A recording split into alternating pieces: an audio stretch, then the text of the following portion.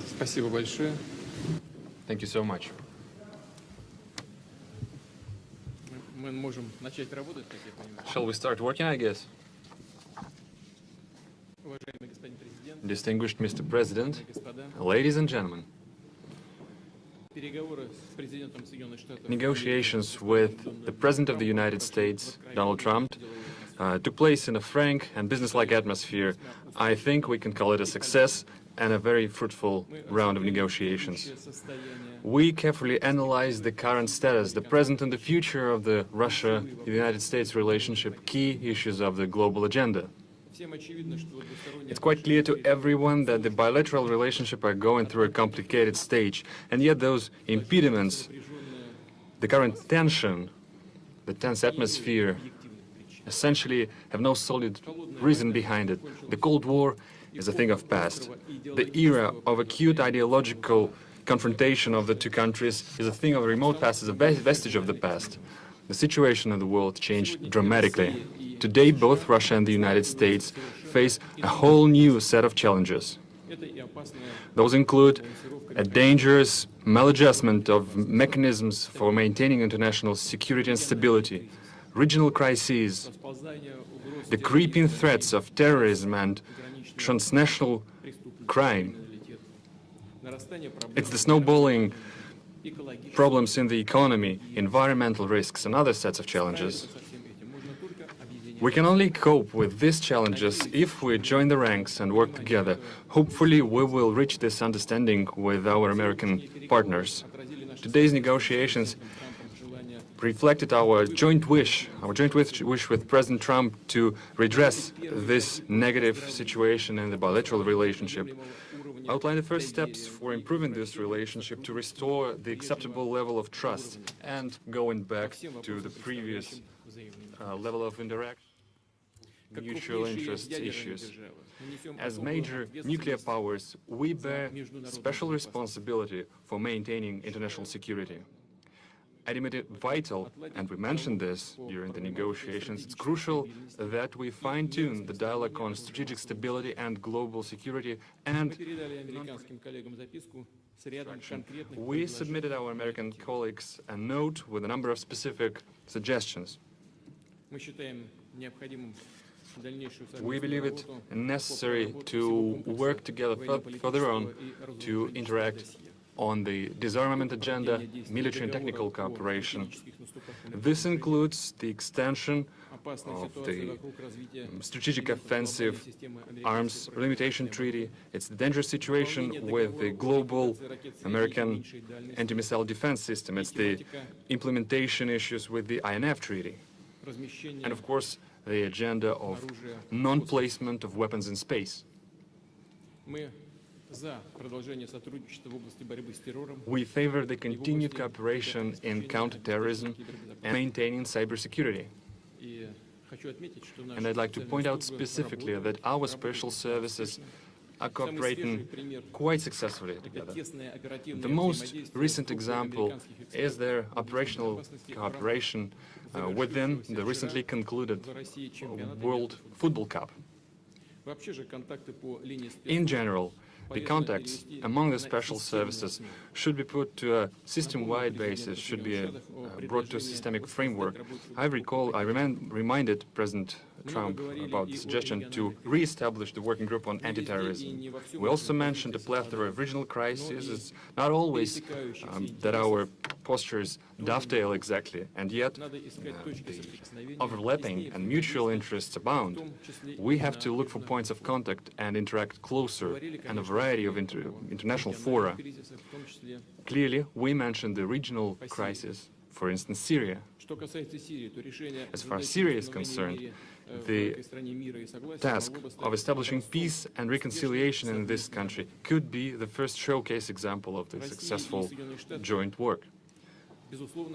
Russia and the United States apparently can act proactively and assume the leadership in this issue and organize the interaction to overcome humanitarian crisis and help Syrian refugees to go back to their homes. In order to accomplish this level of successful cooperation in Syria, we have all the required components. Let me remind you that both Russian and American military have acquired a useful experience of coordination of their action, established the operational channels of communication, which permitted to avoid dangerous incidents and unintentional collisions in the air and in the ground. Also, crushing terrorists in the southwest of Syria, the south of Syria, should be brought to the full compliance with the Treaty of 1974 about the separation of forces, separation of forces of Israel and Syria. This will bring peace to Golan Heights and bring a more peaceful relationship between Syria and Israel, and also to provide security of the State of Israel. Mr. President paid special attention to the issue during today's negotiations, and I would like to confirm that Russia is interested in this development and this will act accordingly. Thus far, we will make a step toward creating a lasting peace in compliance with the respective resolutions of Security Council, for instance, the resolution 338. We're glad that the Korean Peninsula issue is starting to resolve. To a great extent, it was possible thanks to the personal engagement of President Trump, who opted for dialogue instead of confrontation. We also mentioned our concern about the withdrawal of the United States from the JCPOA. Well, our US counterparts are aware of our posture. Let me remind you that thanks to the Iranian nuclear deal, Iran became the most controlled country in the world. It's submitted to the control of IAEA. It effectively ensures the exclusively peaceful nature of Iranian nuclear program and strengthens the non-proliferation regime. While we discussed the internal Ukrainian crisis, we paid special attention to the bona fide implementation of Minsk agreements by Kiev. At the same time, the United States could be more decisive in nudging the Ukrainian leadership and encourage it to work actively in this. We paid more attention to economic ties and economic cooperation. It's clear that both countries, the businesses of both countries, are interested in this. American delegation was one of the largest delegations in the St. Petersburg Economic Forum. It featured over 500 representatives of American businesses. We agreed, me and President Trump, we agreed to create a high-level working group that would bring together captains of Russian and American business. After all, entrepreneurs and businessmen know better how to articulate this successful business cooperation. We'll let them think and make their proposals and suggestions in this regard. Once again, President Trump mentioned the issue of the so-called interference of Russia in the American elections, and I had to reiterate things I said several times, including during our personal context, that the Russian state has never interfered and is not going to interfere into internal American affairs, including election process. Any specific material, if such things arise, we are ready to analyze together. For instance, we can analyze them through the joint working group on cybersecurity, the establishment of which we discussed during our previous contacts. And clearly, it's past time we restore our cooperation in the cultural area, in the humanitarian area. As far as I think you know that recently we hosted the American Congressman delegation, and now it's perceived and portrayed almost as a historic event, although it should have been just a current affairs, just business as usual. And in this regard, we mentioned this proposal to the President. We have to think about the practicalities of our cooperation, but also about the rationale, the underlying logic of it. And we have to engage experts on bilateral relationship who know history and the background of our relationship. The idea is to create an expert council that would include elections. I felt this was a message best delivered in person. Spent a great deal of time talking about it, and President Putin may very well want to address it, and very strongly, because he feels very strongly about it, and he has an interesting idea. We also discussed one of the most critical challenges facing humanity, nuclear proliferation. I provided an update on my meeting last month with Chairman Kim on the denuclearization of North Korea, and after today, I am very sure that President Putin and Russia want very much to end that problem, going to work with us, and I appreciate that commitment. The President and I also discussed the scourge of radical Islamic terrorism. Both Russia and the United States have suffered horrific terrorist attacks, and we have agreed to maintain open communication between our security agencies to protect our citizens from this global menace. Last year, we told Russia about a planned attack in St. Petersburg, and they were able to stop it cold.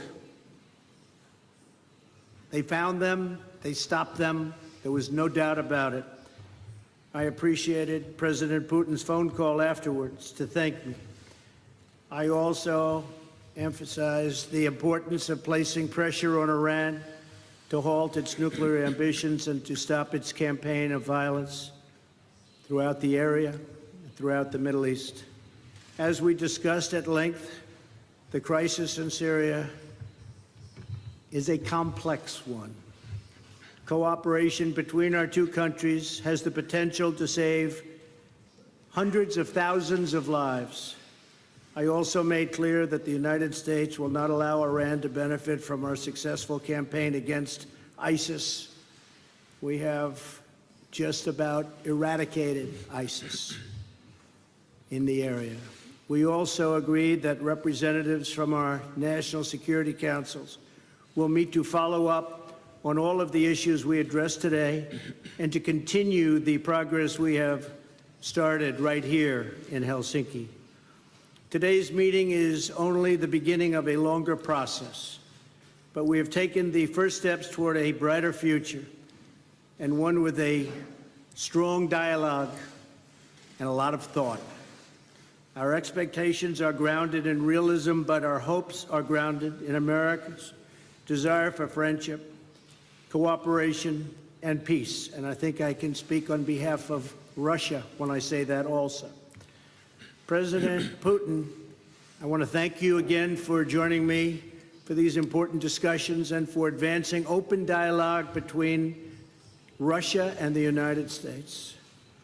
Our meeting carries on a long tradition of diplomacy between Russia, the United States, for the greater good of all. And this was a very constructive day. This was a very constructive few hours that we spent together. It's in the interest of both of our countries to continue our conversation, and we have agreed to do so. I'm sure we'll be meeting again in the future, often, and hopefully we will solve every one of the problems that we discussed today. So, again, President Putin, thank you very much. Thank you, sir. Господа президенты, сейчас журналисты смогут задать Distinguished presidents, now the journalists would have a chance to ask two questions, two sets of questions each. First, the Russian journalist will ask the question. Please give your affiliation. Good afternoon. My name is Alexei Meshkov, Interfax Information Agency. I have a question to President Trump. During your recent European tour, you've mentioned that the implementation of the Nord Stream 2 gas pipeline makes Europe a hostage of Russia, and you suggested that you could free Europe from this by supplying American LNG. But this cold winter actually showed that the current mechanism of supply of fuel to Europe is quite viable. At the same time, as far as I know, US had to buy even Russian gas for Boston. I have a question. The implementation of your idea has a political tinge to it, or is it a practical one? Because there will be a gap formed in the supply and demand mechanism. And the first, it's the consuming countries who will fall into this gap. And the second question, before the meeting with President Putin, you called him an adversary, a rival, and yet you expressed hope that you will be able to bring this relationship to a new level. Did you manage to do this? No, actually, I called him a competitor, and a good competitor he is. And I think the word competitor is a compliment. I think that we will be competing when you talk about the pipeline. I'm not sure necessarily that it's in the best interests of Germany or not, but that was a decision that they made. We'll be competing. As you know, the United States is now, or soon will be, but I think it actually is right now the largest in the oil and gas world. So we're going to be selling LNG, and we'll have to be competing with the pipeline. And I think we'll compete successfully, although there is a little advantage locationally. So I just wish them luck. I mean, I did. I discussed with Angela Merkel in pretty strong tones, but I also know where they're all coming from. And they have a very close source. So we'll see how that all works out. But we have lots of sources now, and the United States is much different than it was a number of years ago when we weren't able to extract what we can extract today. So today we're number one in the world at that, and I think we'll be out there competing very strongly. Thank you very much. If I may, I throw in some 2 cents. We talked to Mr. President, including this subject as well. We are aware of the stance of President Trump, and I think that we, as a major oil and gas power, and the United States is a major oil and gas power as well, we could work together on regulation of international markets, because neither of us is actually interested in the plummeting of the prices. And the consumers will suffer as well, and the consumers in the United States will suffer as well, and the shale gas production will suffer. Because beyond a certain price bracket, it's no longer profitable to produce gas. But nor we are interested in driving prices up, because it will drain juices, life juices from all other sectors of the economy, from machine building, etc. So we do have space for cooperation here. That's the first thing. Then about the Nord Stream 2. Mr. President voiced his concerns about the possibility of disappearance of transit through Ukraine, and I reassured Mr. President that Russia stands ready to maintain this transit. Moreover, we stand ready to extend this transit contract that is about to expire next year, in case if the dispute between the economic entities will be settled in the Stockholm Arbitration Court. The first question from a U.S. journalist goes to Jeff Mason from Reuters.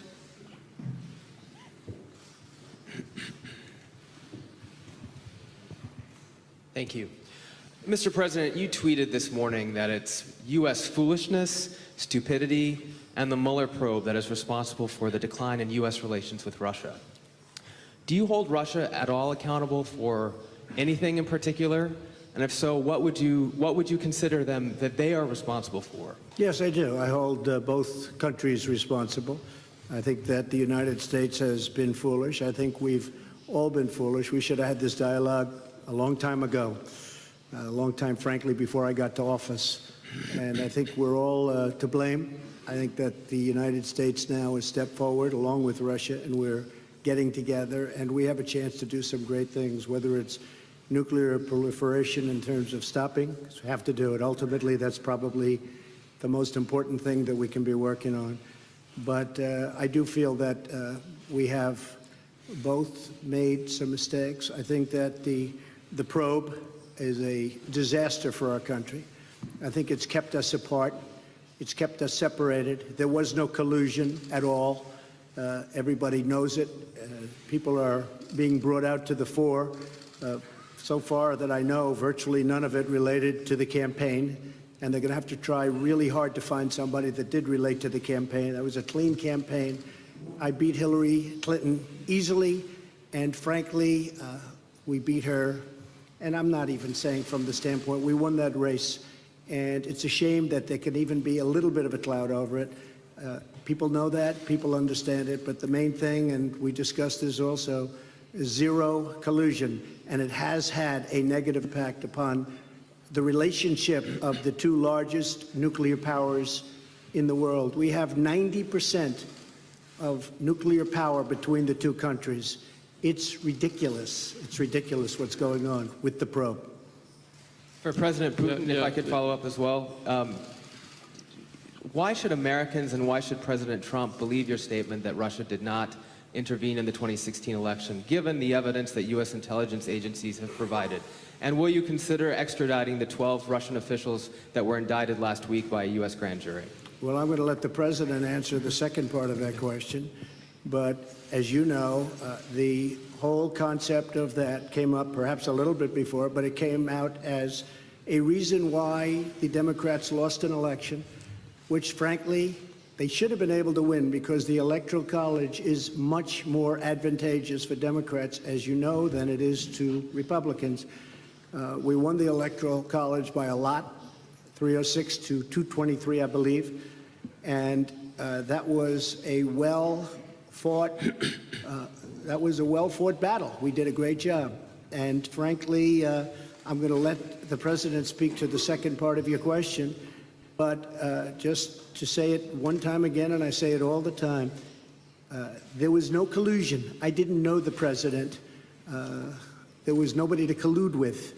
There was no collusion with the campaign. And every time you hear all of these, 12 and 14, it's stuff that has nothing to do, and frankly, they admit, these are not people involved in the campaign. But to the average reader out there, they're saying, well, maybe that does. It doesn't. And even the people involved, some perhaps told misstories, although in one case the FBI said there was no lie. There was no lie. Somebody else said there was. We ran a brilliant campaign, and that's why I'm president. Thank you.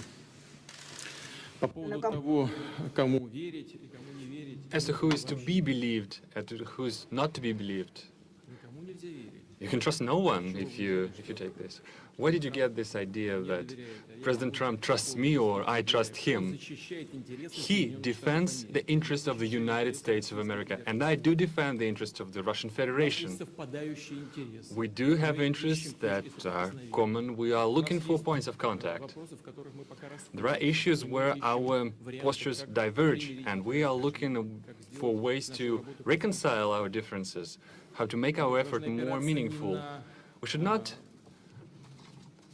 proceed from the immediate political interests that guide certain political powers in our countries. We should be guided by facts. Could you name a single fact that would definitively prove the collusion? This is utter nonsense. Just like the president recently mentioned. Yes, the public at large in the United States had a certain perceived opinion of the candidates during the campaign, but there's nothing particularly extraordinary about it. That's a usual thing. President Trump, when he was a candidate, he mentioned the need to restore the Russia-US relationship, and it's clear that a certain part of American society felt sympathetic about it, and different people could express their sympathy in different ways. But isn't that natural? Isn't it natural to be sympathetic towards a person who is willing to restore the relationship with our country, who wants to work with us? We heard the accusations about the Concord country. Well, as far as I know, this company hired American lawyers, and the accusations doesn't have a fighting chance in the American courts. So there's no evidence when it comes to the actual facts. So we have to be guided by facts and not by rumors. Now, let's get back to the issue of these 12 alleged intelligence officers of Russia. I don't know the full extent of the situation, but the President Trump mentioned this issue, and I will look into it. So far, I can say the following. The things that, off the top of my head, we have an existing agreement between the United States of America and the Russian Federation, an existing treaty that dates back to 1999, the mutual assistance on criminal cases. This treaty is in full effect. It works quite efficiently. On average, we initiate about 100, 150 criminal cases upon request from foreign states. For instance, the last year, there was one extradition case upon the request sent by the United States. So this treaty has specific legal procedures. We can offer that the appropriate commission headed by Special Attorney Mueller, he can use this treaty as a solid foundation and send an official request to us so that we would interrogate, we would hold a questioning of these individuals who he believes are privy to some crimes. And our law enforcement are perfectly able to do this questioning and send the appropriate materials to the United States. Moreover, we can meet you halfway, we can make another step. We can actually permit official representatives of the United States, including the members of this very commission headed by Mr. Mueller, we can let them into the country and they will be present at this questioning. But in this case, there is another condition. This kind of effort should be a mutual one. Then we would expect that the Americans would reciprocate and they would question officials, including the officers of law enforcement and intelligence services of the United States, whom we believe who have something to do with illegal actions on the territory of Russia. And we have to request the presence of our law enforcement. For instance, we can bring up Mr. Browder in this particular case. Business associates of Mr. Browder have earned over $1.5 billion in Russia. They never paid any taxes, neither in Russia nor in the United States. And yet the money escaped the country. They were transferred to the United States. They sent a huge amount of money, 400 million, as a contribution to the campaign of Hillary Clinton. Well, that's their personal case. It might have been legal, the contribution itself, but the way the money was earned was illegal. So we have a solid reason to believe that some intelligence officers accompanied and guided these transactions. So we have an interest of questioning them. But that could be a first step, and we can also extend it. Options abound, and they all can be found in an appropriate legal framework. Trump to win the election? And did you direct any of your officials to help him do that? Yes, I did. Yes, I did. Because he talked about bringing the US-Russia relationship back to normal. Продолжаем. Я думаю, вполне вопроса 3 может задать кто-то из российского пула. I think there can be 3 questions from the Russian pool. Russia Today, you have the floor. Спасибо большое. Thank you so much. Добрый вечер. Меня зовут Good evening to everyone. My name is Ilya Petrenko, телеканал RT. RT TV channel. For Mr. Trump in English. Mr. President, would you please go into the details of possibly any specific arrangements for the U.S. to work together with Russia in Syria, if any of these kind of arrangements were made today or discussed? И если позволите, Владимир Владимирович, тоже вопрос на... My question to President Putin in Russian. Since we brought up the issue of football several times, I used the football language. Mr. Pompeo mentioned that when we talk about the Syrian cooperation, the ball is in the Syrian court.